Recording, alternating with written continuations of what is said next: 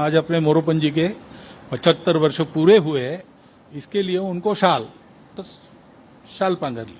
75 वर्ष का आपने किया, लेकिन मैं इसका अर्थ जानता हूं। 75 वर्ष की शाल जब उड़ी जाती है तब उसका अर्थ यह होता है कि अब आपकी आयु हो गई, अब जरा बाजू हमको करने दो। आज अपने मोरोपंत जी के 75 वर्ष पूरे हुए, इसके लिए उनको शाल, तो शाल पांघरली। आणि मग म्हटलं थोडंसं बोला, तर ते म्हणे कशाला बोलायचं, नाही बोला, आग्रह झाला। ते उभे राहिले। उभे राहिल्यावर स्वाभाविक मोरोपंतांचं बोलणं जे कार्यकर्ते जरा हसऱ्या चेहऱ्याने पाहायचे, तर ते म्हणायचे की मेरी मुश्किल ये है कि मैं खड़ा होता तो लोग हंसने लगते, मैंने हंसने लायक कुछ बोला नहीं तो भी मेरे बोलने पर हंसते, क्योंकि मुझे लगता है लोग मुझे गंभीरता से नहीं ले रहे। मग पुढे ते असं म्हणाले, त्यांचे शब्द आहेत और म्हणून उच्चारतो मैं जब मर जाऊंगा तब भी पहले लोग पत्थर मार के देखेंगे कि सचमुच मर गया। मग ते असं म्हणाले, 75 वर्ष का आपने किया, लेकिन मैं इसका अर्थ जानता हूं। 75 वर्ष की शाल जब उड़ी जाती है तब उसका अर्थ यह होता है कि अब आपकी आयु हो गई, अब जरा बाजू हमको करने दो।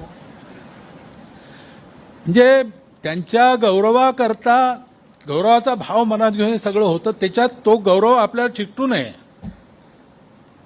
ह्याची ते स्वतःच काळजी घ्यायचे आणि असा विनोदाचा सुरा चालवून तो चिकटणारा गौरव सगळा सोलून बाहेर टाकायचे।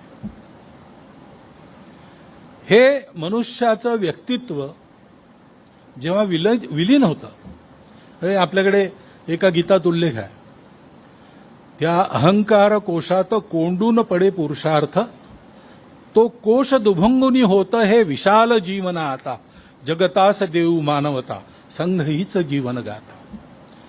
या ओळी पूर्णपणे जगणारे मोरोपंत, आणि त्याच्यामुळे तो कोश दुभंगून हा जो पुरुषार्थ विशाल प्रगट झाला, तो पुरुषार्थ आजही आपल्याला प्रेरणा देतो। मला वाटतं हे पुस्तक सगळ्यांनी घेतलं पाहिजे।